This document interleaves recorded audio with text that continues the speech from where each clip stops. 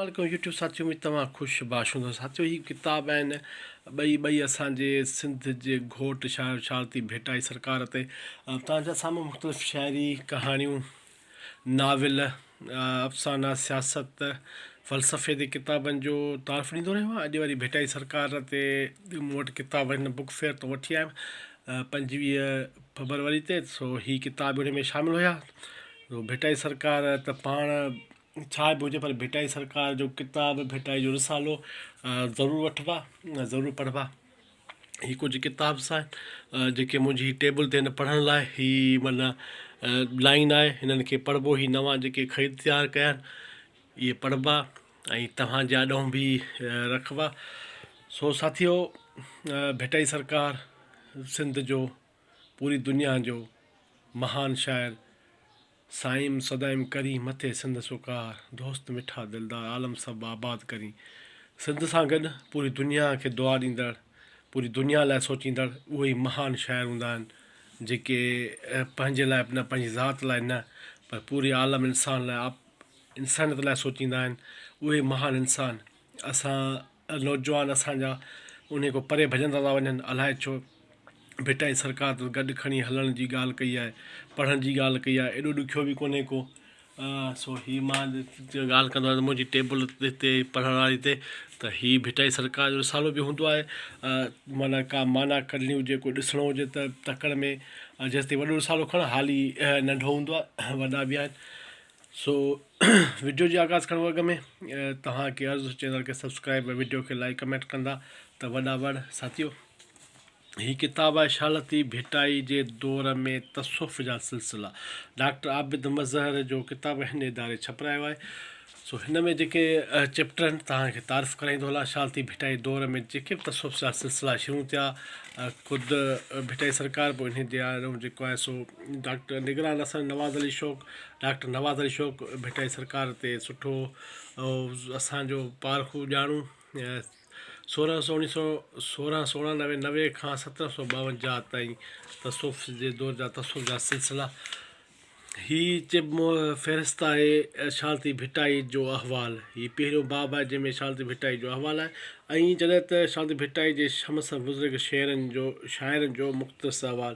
जेके बि भेटाई सरकार जे दौर जा हमअसर शाइर आहिनि उन्हनि जो साईं अहवालु ॾिनो आहे त कहिड़ा कहिड़ा हमअसर शाइर आहिनि भेटाई सरकार।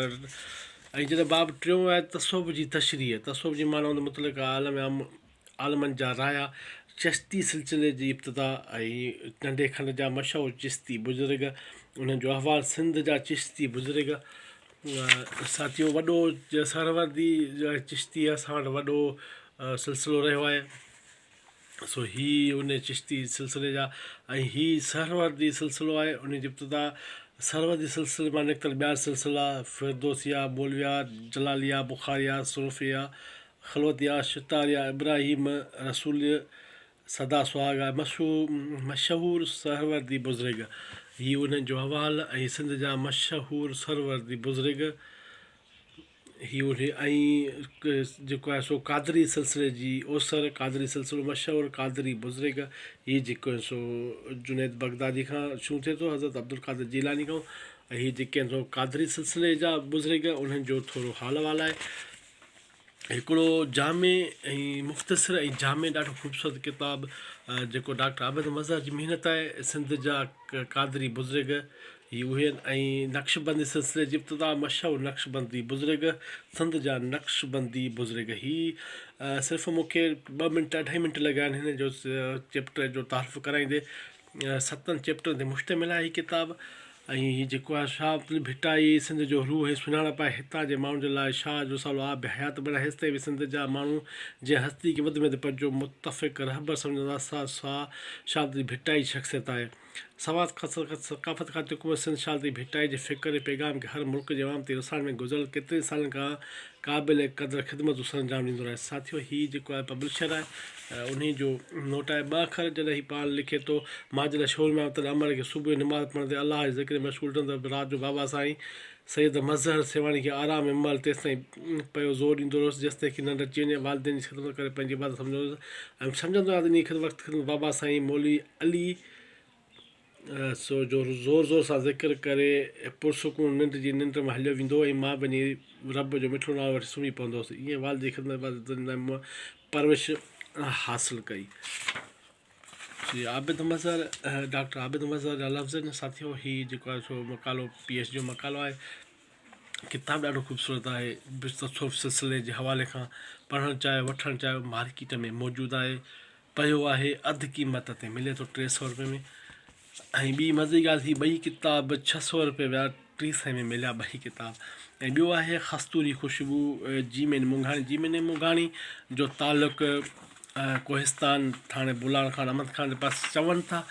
मां पाण ख़बर कोन्हे का, बाक़ी पाण हिन महिल साइण कराची आहे। हीअ किताब बि मार्केट में पियो आहे, किथे मिली वञे त वठो त पढ़ी सघो था। भिटाई सरकार ते जेको शेर आहे ॾाढो मूंखे ॾाढो सुठो लॻो वणियो। राणे जी रिहाण मां को आयो आदेसी कस्तूरी ख़ुशबू सी तंहिं विलादत सभु वासी सौदो सनासी उतां ऐं थी आयो। ज़बरदस्त शेर भिटाई सरकार जो। ही साथियो जिकेन जो जिते जीवन मुघाणी साइण कलम खयो आहे लतीफ़ रहनमा शाहती भिटाई ऐं भूए कलहोड़नि जे दौर जो सूरज लतीफ़ लासानी लाफ़ानी पुरस्कार शाह जो रिसाल लतीफ़ घोट वटि प्यार जज़्बो ए न औरत हुई सखी ॼाम सपड़ ऐं चारण जो चिलविलायूं वक़्तु लतीफ़ जो मुहताज लतीफ़ छा आहे लतीफ़ वाढड़ बाबति वज़ाहत हिन भर सीम हाक हौज़ में चंड जिनी जो सांग कमिटमेंट जो वसी दायर रोशनी जो सफ़र वाई। हीअ जेके आहिनि सो 16 चैप्टर्स आहिनि जिते जीमेन मुंघाणी भिटाई सरकार ते लिखियो आहे। वठणु चाहियो पढ़णु चाहियो मार्केट में पियो आहे। ऐं पब्लिशर जो नोट पब्लिशर छा थो चए शारती भिटाई सिंध जी अज़ीम अज़मतनि जो हिकु सगारो अञाण आहे। संदसि फ़िक्र लतीफ़ सवची फ़लसफ़े आलम जी दुनिया सिंध खे सुञाणे थी। संदसि शाइरी में हर उहो विखर हिनुर फिनुर फ़िकुर फ़न फ़लसफ़ो जंहिंजी दुनिया खे ज़रूरत आहे। संदसि इन अज़मतनि जे करे शाह सही शाही ज़मान मकान जो हदु ओरांग अमर थी वई आहे। संदसि शाइरी जो अभ्यास करण मां मालूम थिए थो त को वॾो फ़लसफ़ी मुफ़क़िर दाहो नफ़्सियादान माहिर जमालिया सूफ़ी इंसान दोस्त फितरत पसंदि पोरहत दोस्त शाइर हो छाकाणि हिन शाइरी तबियात माबादुल तबियात अदम खां वजूद शऊर खां लाशऊर तहतल शऊर शइ में मौजूदु सूह खां लामातानी आफ़ाक़ हुसन जंहिंखे हुसन मुतलक बि चऊं था। भूं जी भुगल भिगल ख़ुशबू खां ककरनि टकरनि चपरनि चमनि पखियुनि वणनि टिणनि माण्हुनि मिरनि ग़रीबनि अबोजनि सखीरनि सरदारनि शाहनि शहीदनि खां वेंदे हर उन फ़र्ज़ जे असां खां ॿोली अता कंदो महसूसु थिए थो जेको ज़बान रखंदड़ पंहिंजो अंदरि नथो वरे। सो साथियो ही लतीफ़ सरकार ख़ूबसूरत शाइर आफ़ाक़ शाह जित आहिनि नाहे का ए ख़ाकी जो ख़्याल जानब जो जमाल पसड़ा ई परे थियो। साथियो भिटाई सरकार खे पढ़णु चाहियो त ॿई किताब मार्केट में मौजूदु आहिनि। अधु क़ीमत ते मिलनि था, सस्ता था मिलनि। पनो बैनिक हर शइ भली आहे। वेंदे वीडियो खे लाइक ऐं चैनल खे सब्सक्राइब कंदा त थकल रही वेंदा। थैंक्यू साथियो।